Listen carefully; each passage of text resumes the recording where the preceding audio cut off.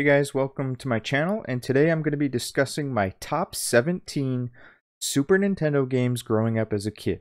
So what that means is it's going to exclude games like TMNT Turtles in Time. Yes, it's one of the better games on the system, but I didn't have much opportunity to play that growing up as a kid. I got to play it for one weekend only, because one of my friends rented it. So it wasn't even me that rented it. One of my friends rented it. So that was my experience with it. So without further ado, let's get right into it. And by the way, these are no particular order. And I chose 17 because those are the 17 years representing childhood. So number one, and I've got most of them right in front of me here. I threw all these together. The Final Fantasy series. So starting with Mystic Quest, very underrated. It is actually a good game. Is it as good as Final Fantasy II or any other Final Fantasy ever made? No, obviously not. It was obviously targeted toward kids, and the storyline was a little bit less serious than the other Final Fantasies. Next up, Final Fantasy II. This is one of my favorite Final Fantasies. I really think, even to this day, it's actually a little bit underrated. The story, I really enjoyed the story. I won't give anything away. Just know that I played the crap out of that game. But I didn't play it as much as Final Fantasy III or Final Fantasy VI, which is the best Final Fantasy ever made. I put so many hours into this, I couldn't even count them all. So with this game, I actually purposely never beat the game. So when I had it, I knew I was at the end, and I purposely never beat the game just to extend the longevity of playing the game. And you might be asking, okay, well, what did you do? Like, you had already beaten everything. You only had the end of the game to do. What were you doing? And the answer was I was leveling my characters, and I was doing something very unique where I would like invent these side quests for my characters. So I would send one or two party members out at a time, and that way they would level quicker. So I was essentially role playing. And I also went treasure hunting. So I actually scoured the entire map of the entire game looking for secrets, because there's a lot of secrets where you can walk through walls, which was common in Final Fantasy II as well. And I ended up finding a lot of treasure chests that I missed the first time around doing that. So I really enjoyed it, and that's just what I did. I leveled my characters. I was using the espers to max out certain stats to insanely high numbers. I was incredibly overpowered. And yeah, that's what I did. Best game ever made. Next on the list is Secret of Evermore. I had this growing up, not Secret of Mana, like as in I owned this one. And it's an action RPG like Secret of Mana, but it's not 3-player, and you can only have 2 members in your party, and it's always the same 2, which is your main character and your dog. But your dog changes with every, what I will call, world that you go to. Your dog changes. So there are some differences, and you gain new spells and all that jazz. The story is interesting, very interesting, but I really enjoyed it mostly for the gameplay. But I was never able to beat it because there is a maze that I just could never beat. And I believe you, like, I tried. And years later, when the internet was, a popular thing, I tried looking it up on the internet, how to beat the maze, and I'll try to put up some gameplay footage of that maze. And I still couldn't do it. So, this is my original copy. I would love to go back to it and see if I can finally do it. And I looked it up on the internet again. It tells you how to do it, but I know when I tried that in the past, it didn't work. So next on the list is Secret of Mana, another Squaresoft action RPG. These are all Squaresoft games, no particular order. These are just written in the order that they came to my mind. So this, I never owned it, but I did borrow it from a friend. But the majority of my experience playing Secret of Mana is playing 2-player co-op at my friend's house who did own it. And I became immersed with the story and his characters and his game. His game became my game because he let me play as the chick and the gnome, little gnome. And those became my characters, and he was the main character. And that's just the way it was. So it really gave me a sense like I was part of the game, and that his save file was my save file. And we put countless hours. We were leveling the characters a lot, obviously, just because it was fun. Really, really fun to level the characters. And also the computer in general, the AI was really, really terrible. So when he did play the game without me, by having the AI leveled up heavily, it would make them, you know, that much better. Like they could survive better and do more damage and be more useful. So next on the list is Gemfire, the Koei strategy game. It is the most underrated Koei game of all time. It's very similar to Romance of Three Kingdoms, but very heavily focused on a fantasy-driven storyline. And basically what happened is, I forget how the princess gets locked in a tower, but somehow she gets locked in a tower. I guess this evil king takes over, and the crown that the king would normally have worn has all these gems in it. And each gem is actually a mythical creature / wizard. And the gems get scattered. I forget why. They get scattered amongst all the nations in the island.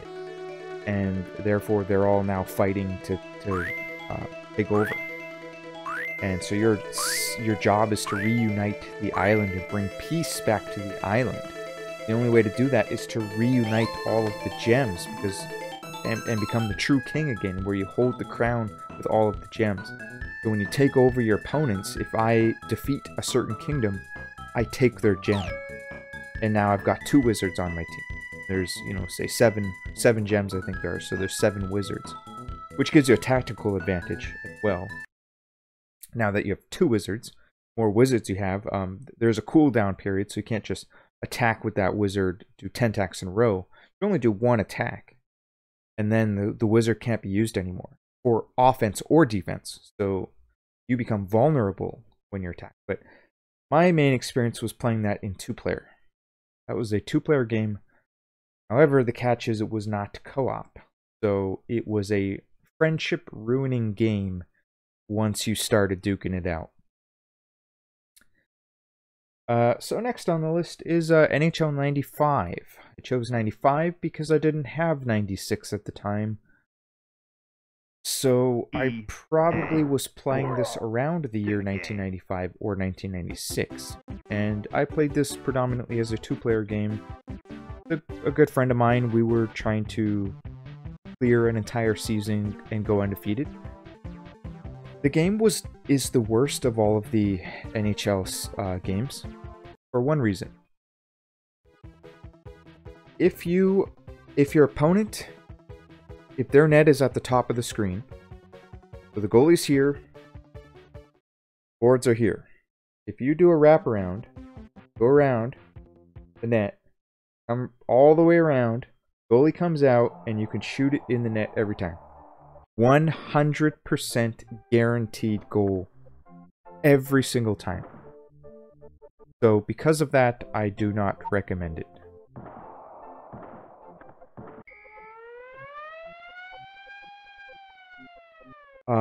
And I only have NHL 96 to represent because I don't own 95. I have 93, 94, 6, 97, and I'm missing 98.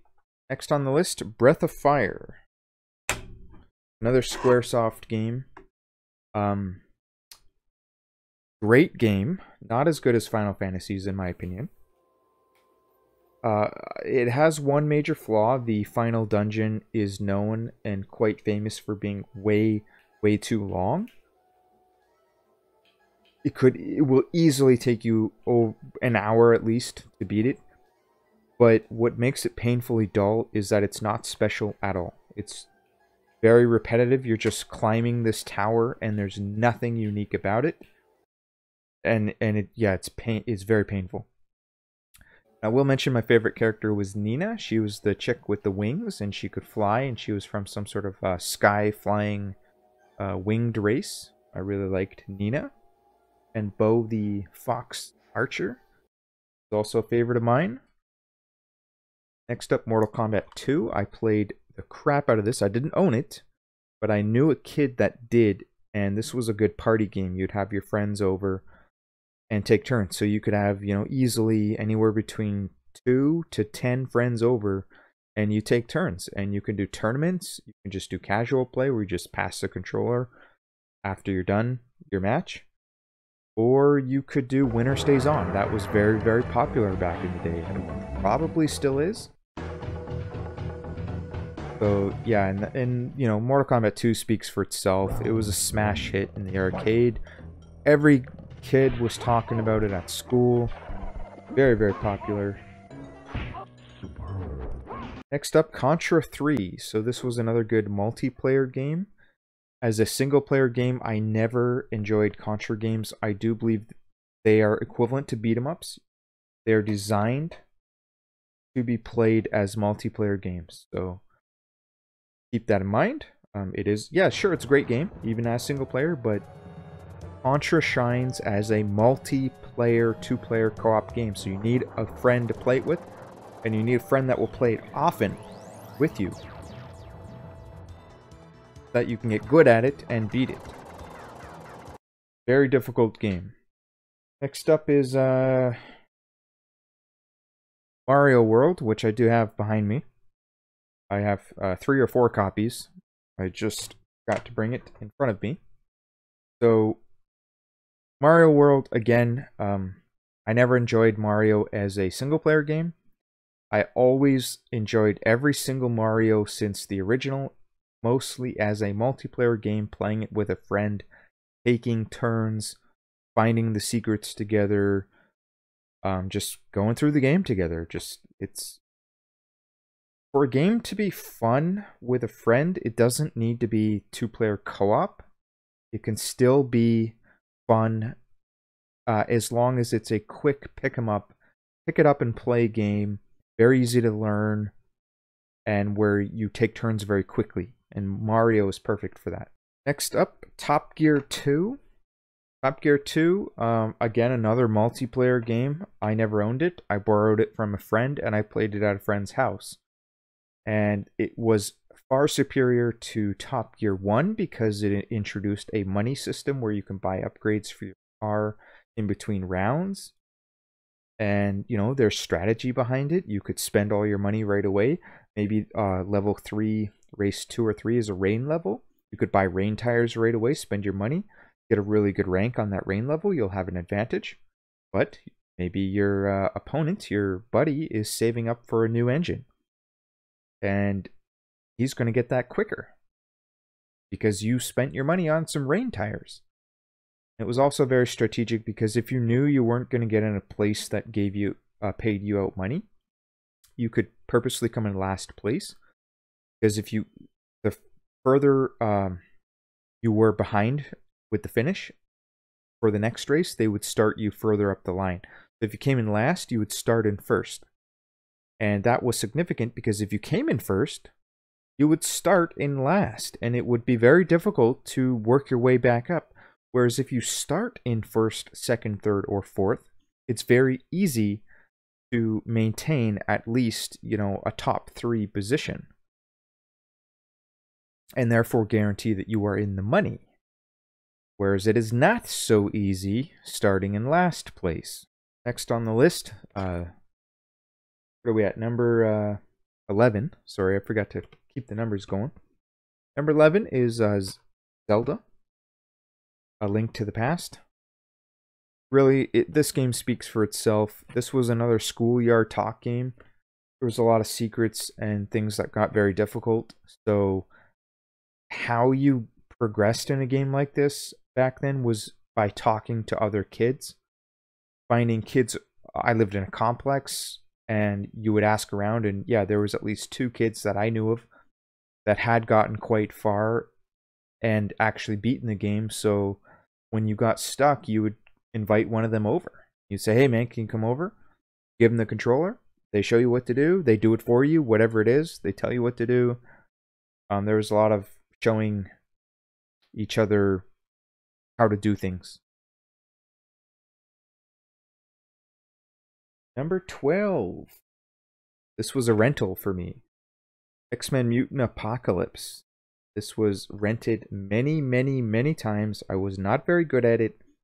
Each level, you are a different mutant, so you can't pick Wolverine for any level. They're very tailored to that mutant. Psylocke is in it, and she was a very rare character to find. They got Cyclops, Wolverine, Gambit, and Psylocke. I wasn't good at it, but I do remember I could beat Psylocke's level, and I believe it was Beast's level that I could also beat. And that was it, if I remember correctly. Maybe Gambit? But I could not beat the game. I know it's beatable because I had a friend that beat it. But yeah, I just couldn't do it. And I rented. The reason why I rented it so often is because I really loved X-Men. And so that's how a game that I didn't own, and none of my friends own it, was able to make it on this list. For that reason. I rented the crap out of it, because that's how I got my X-Men fix. Next on the list, Pilotwings.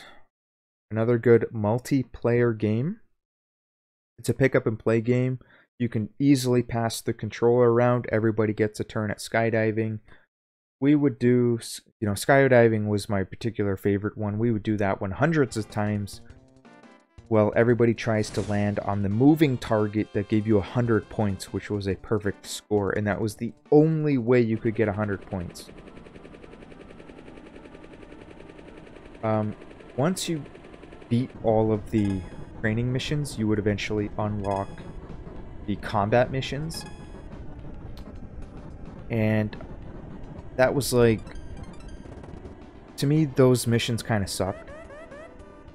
The bulk of what made Pilotwings was the training missions, doing all of the cool things like hang gliding, driving a plane, skydiving. That's what made Pilotwings. So it just felt like the final 2 stages. I think it was 2 stages doing combat missions. It felt like they were a bonus, which was cool, but it just felt weird. It felt a little misplaced. Next on the list, Barkley, Shut Up and Jam, number 14. This was another pick up and play multiplayer game. I would have all of the neighborhood kids come over to my house during the summer. For an entire summer, they would come over every day, and we would play Barkley, Shut Up and Jam.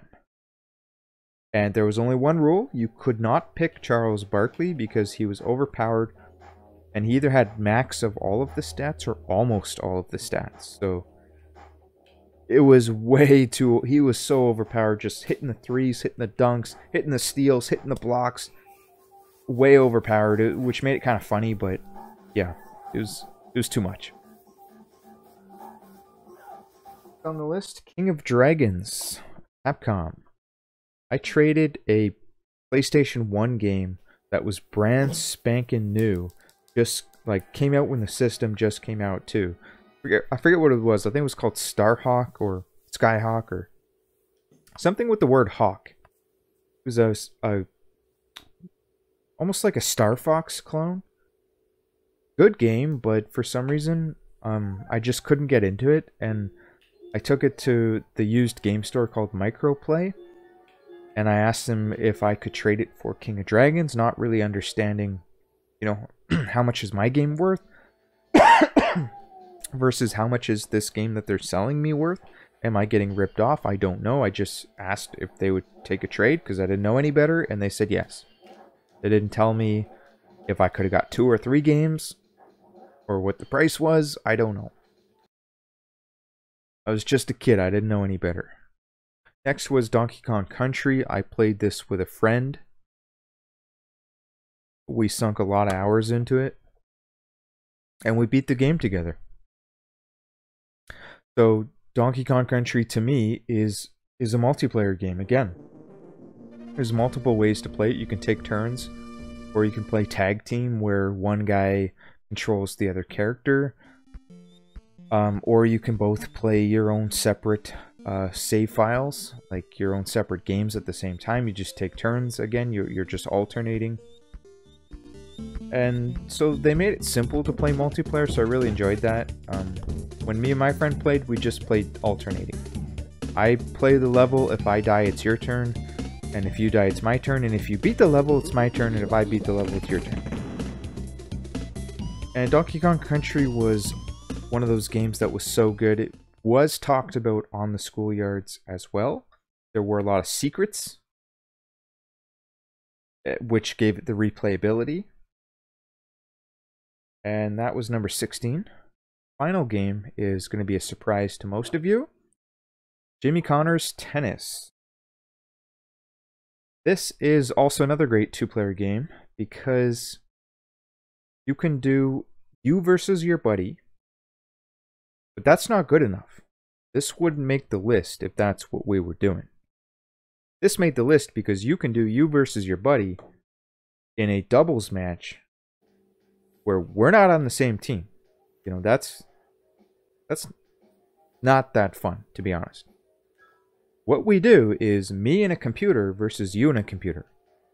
And it became very strategic because each of the computer players had a strengths and weaknesses. So it could be very strategic, especially if you knew you weren't good at something like net play or something. You might choose a computer that's very good at net play. Or very good at serving because you suck at serving. I don't know. But it made it extra fun, and it made for a lot of yelling because you're yelling at both your opponent and your AI computer. You can blame your computer when you lose. It gave you an out if you just get absolutely humiliated. Very, very fun game. This was also a pick up and play game that all of the neighborhood kids would come over to my house all summer and we would play. Or just anytime I had friends over, this was a game you pop it in the Super Nintendo and you're playing 4-player or 2-player. I don't know if it was 4. It probably was 4-player with the multi-tap because I feel like I played 4-player. But that might have been a different tennis game. For sure, we did take turns at the very least. That's it, guys. Please let me know what games you were surprised made it to this list. And do you share any games that you also played the crap out of as a kid and therefore made it to your top 17?